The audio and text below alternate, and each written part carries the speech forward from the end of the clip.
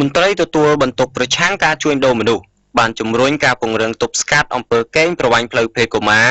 និងស្នើបន្ថែមទោសទណ្ឌគ្រាដែលបទល្មើសរំលោភផ្លូវភេទនៅតែកើនឡើងច្រើននៅកម្ពុជាការជំរុញនេះធ្វើឡើងក្នុងសិក្ខាសាលាថ្នាក់ជាតិមួយស្ដីពីការលុបបំបាត់ការកេងប្រវ័ញ្ចផ្លូវភេទកុមារនិងការអនុវត្តទោសទណ្ឌបន្ថែមដែលមានរយៈពេល1ថ្ងៃកន្លះនៅក្នុងរាជធានីភ្នំពេញក្រោមវត្តមានឧបនាយករដ្ឋមន្ត្រីសខេងរដ្ឋមន្ត្រីក្រសួងមហាផ្ទៃ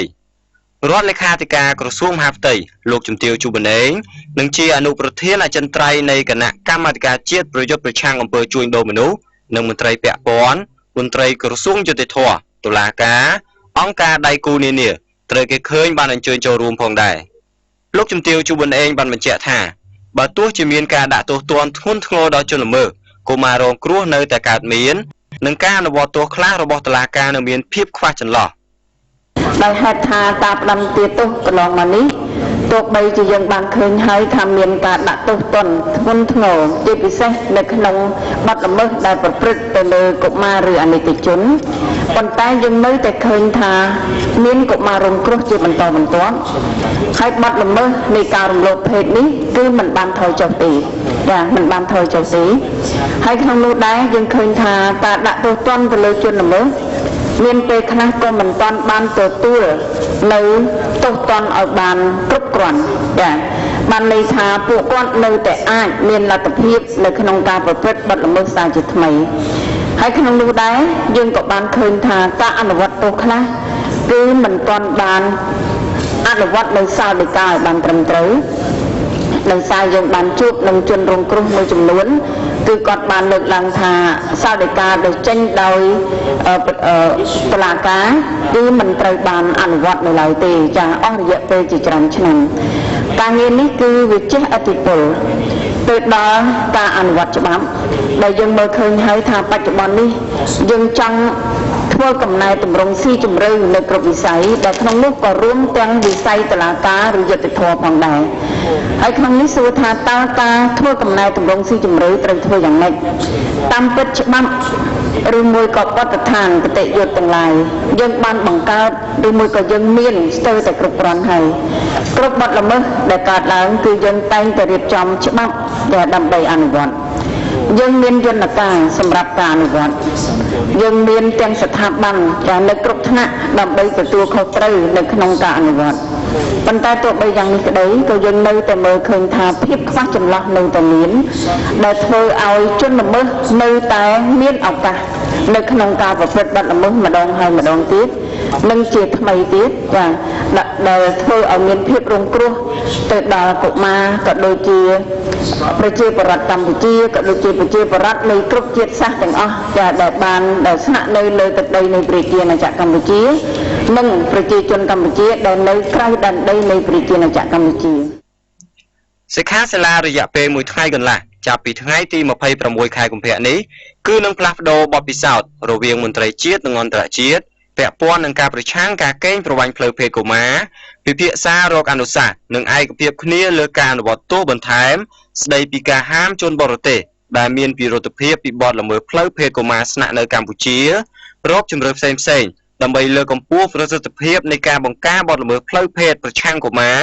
និងពង្រឹងកិច្ចសហប្រតិបត្តិការរវាងស្ថាប័នជាតិនិងអន្តរជាតិពាក់ព័ន្ធទាំងអស់ដើម្បីធានាឲ្យបាននូវការកាត់បន្ថយនិងលុបបំបាត់ចោលរាល់ទម្រង់នៃការកេងប្រវ័ញ្ចផ្លូវភេទលើកុមារ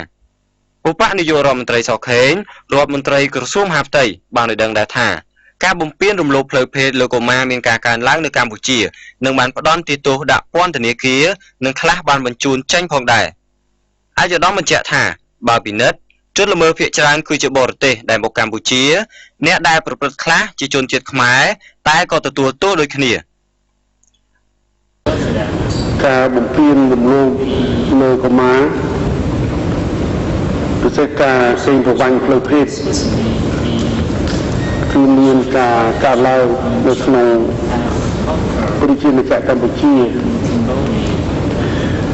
ហើយយើងក៏បានដំណើរការបន្ទាទោសជាបន្តបន្ទាប់លើករណីទាំងនេះមានករណីខ្លះយើងបាន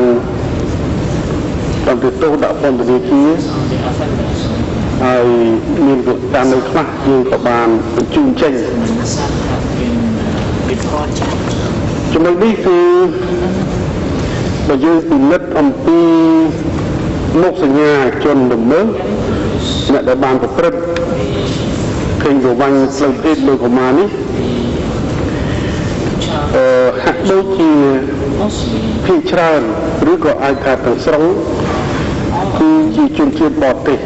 ដែលមកកម្ពុជានេះ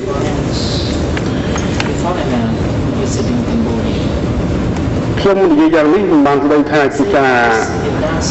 បន្តបង្អាប់ទៅលើជនបរទេសមកកម្ពុជានោះទេ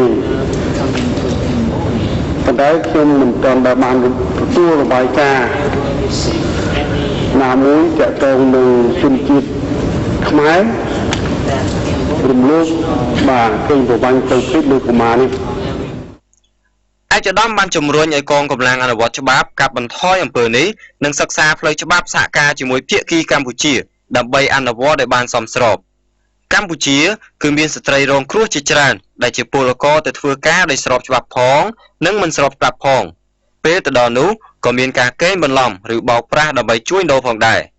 កន្លងមកអ្នកដែលទៅធ្វើការស្របច្បាប់ក្នុងប្រទេសនៅអាស៊ាននេះមាននៅម៉ាឡេស៊ីខ្លះបានរងការវាយដំរំលោភសេពសន្តិវៈផងដែរនិងខ្លះនៅកូរ៉េស្ត្រីកម្ពុជាបានចាញ់បោកទៅធ្វើការនៅទីនោះដោយការសន្យាថាឲ្យប្រាក់ខែថ្លៃជាដើមនិងករណីខ្លះកើតឡើងនៅប្រទេសថៃផងដែរប៉ុន្តែសម្រាប់កុមារកម្ពុជាអាចមានករណីមេខ្យល់កម្ពុជាជាអ្នកដើរបោកបញ្ឆោតដូចជាករណីជនបរទេសរុស្ស៊ីនៅខេត្តព្រះសីហនុកេងប្រវ័ញ្ចផ្លូវភេទកុមារផងដែរដែលត្រូវបានកម្ពុជាបណ្តេញចេញផងដែរសិក្ខាសាលានេះត្រូវគេឃើញថាបានឲ្យមន្ត្រីយល់ដឹងបន្ថែមអំពីស្ថានភាពបច្ចុប្បន្ននៃអំពើកេងប្រវ័ញ្ចផ្លូវភេទលើកុមារកម្ពុជានិងនៅតំបន់អាស៊ីអាគ្នេយ៍ឧបាយកលរបស់ជនល្មើសនិងបណ្ដាញឧក្រិដ្ឋជនព្រមទាំងវិធីសាស្ត្រនានាដែលត្រូវបានគេកំពុងប្រើប្រាស់ដើម្បីលុបបំបាត់បទល្មើសផ្លូវភេទលើកុមារដ៏មានប្រសិទ្ធភាពការឯកភាពរួមគ្នាលើការអនុវត្តទោសបន្ថែមស្ដីពីការហាមជនបរទេសដែលមានពិរុទ្ធភាពពីបទល្មើសផ្លូវភេទកុមារស្នាក់នៅកម្ពុជាដាក់ជូនរាជរដ្ឋាភិបាលសម្រាប់និងសម្រេចបាននៅកិច្ចសហការនិងទំនាក់ទំនងល្អប្រសើរជាមុនជាមួយគ្រប់ស្ថាប័ននិងភាគីពាក់ព័ន្ធទាំងអស់